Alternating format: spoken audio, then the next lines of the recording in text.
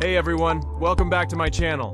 So today we are learning about what music does to your body. There are few things that stimulate the brain the way music does. If you want to keep your brain engaged throughout the aging process, listening to or playing music is a great tool. It provides a total brain workout. Research has shown that listening to music can reduce anxiety, blood pressure, and pain, as well as improve sleep quality, mood, mental alertness, and memory. People have been using music to ease their pain and calm their spirits for millennia. Around the world, parents celebrate weddings, graduations, and birthdays with songs and lullabies for the young. We use music to power through the exercises and to do chores we'd rather ignore. We also use melodies to control our moods. In fact, music is so ingrained in our existence that it can facilitate communication with those who have experienced severe cognitive decline. Certain individuals with Alzheimer's disease who are almost completely non-verbal may sing along and converse when old music is played. Although everyday tasks now test the coordination of former dancers, their bodies still move naturally to well-known songs. Here are the things which music does to our bodies. Number 1, it enhances mood. The brain regions responsible for producing and regulating emotions receive more blood flow when listening to or creating music. When we hear music, the limbic system, which is involved in processing emotions and managing memory, lights up. Dopamine is a neurotransmitter that causes feelings of pleasure and well-being, which may be the reason you get chills when you hear a particularly moving piece of music. Your body may start to release dopamine after hearing just a few notes of a song once your brain gets used to it. Our bodies eagerly await pleasure when they hear notes they are familiar with. Fascinatingly, music has the power to influence our emotions even when we are unable to identify or mimic the notes and rhythm. Numerous cases of people with brain injuries who lost their ability to distinguish melodies, but were still able to identify the emotions that music conveyed, have been documented by science. The temporal lobes of the brain, which are involved in understanding melody, were found to be damaged in these patients.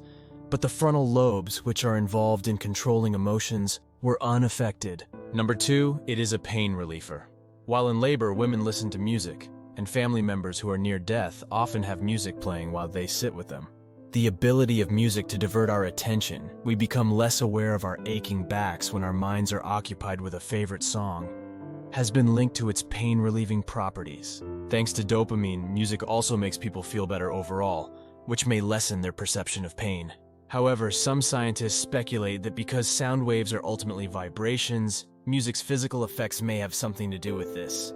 Vibroacoustic therapy applies low-frequency sound directly to the body, creating vibrations. Vibroacoustic therapy has been shown to improve motor function in at least 7 scientific studies involving cerebral palsy patients. Number 3, music keeps your brain network strong. In what ways, then, does music contribute to happiness, better learning, increased well-being, and increased cognitive function? The reason is that music has the ability to activate nearly every region and network in the brain, which means that it can support the health of a wide range of brain pathways and networks, including those related to happiness, quality of life, learning, and well-being. Actually, engaging in social activities is the only other circumstance in which you can simultaneously activate so many different brain networks. Some of the brain's most expansive and varied networks have been demonstrated to become active in response to music. The auditory cortex in the temporal lobes near your ears is activated by music, of course, but that's only the start. Emotional music not only activates the brain's emotional regions, but it also synchronizes them. Number 4, recall a memory from long ago. Suggest some well-known music, particularly if it was released during the same era as the memory you're attempting to recall.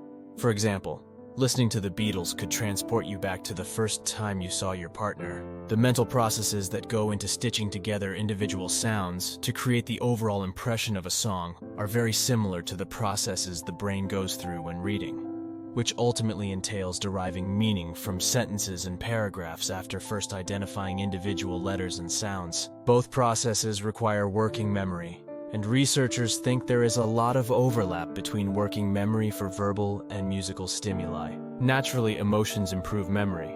Since adolescence is a period of intense emotion, the majority of adults can still sing along to the songs they adored in high school. Research indicates that music listening may improve the efficiency with which brain cells process information and may aid in the brain's capacity for adaptation. Music is actively influencing your brain. Whether you enjoy attending live concerts, playing an instrument, or just listening to your music streaming app.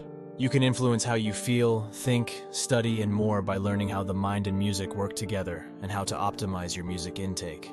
Now put on your headphones, play your preferred record, and feel the dopamine rush. If you find this video helpful, give it a thumbs up and share it with your loved ones. Subscribe and comment below. For more videos like this, hit the subscribe button and turn on the notification bell. Thank you for watching.